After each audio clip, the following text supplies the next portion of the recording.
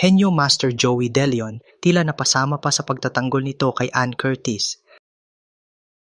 Pero bago po ang lahat, kung ikaw nga ay isang legit Dabarkads at gusto mo palaging updated sa ganap ng ating mga paboritong Itbulaga Dabarkads, mangyari lang mag-subscribe sa aking channel dahil sagot ko na ang kwentuhan. Maraming salamat po.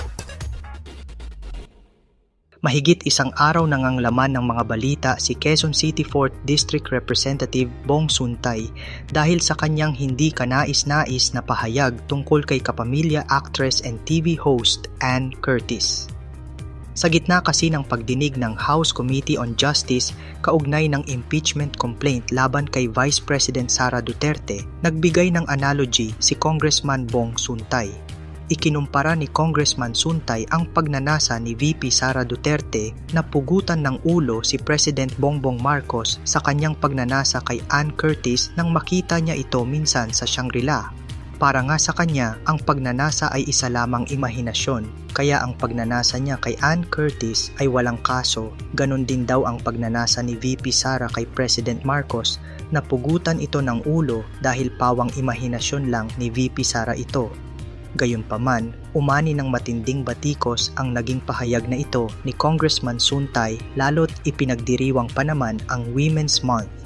Kinundena nga ito ng mga supporters ni Ann Curtis pati ang kanyang kapatid na si Jasmine Curtis Smith, maging mga women's rights advocates at ilan sa mga showbiz personalities. Isa na nga dyan si Itbulaga host Joey De Leon kung saan sinabi niyang irespeto ni Congressman Bong si Ann Curtis. May ilang pinuri ang pagtatanggol na ito si Sir Joey kay Ann, pero may ilan naman ang tinawanan lang ito at sinabing walang karapatan manuway si Sir Joey dahil para sa kanila ay wala itong pinagkaiba kay Congressman Bong Suntay.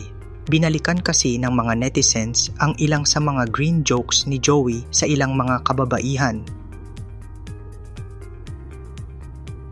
Hanggang dito na nga lang muna Dabarkads. Kung may reaction kayo tungkol sa video, i-comment nyo lang po sa baba.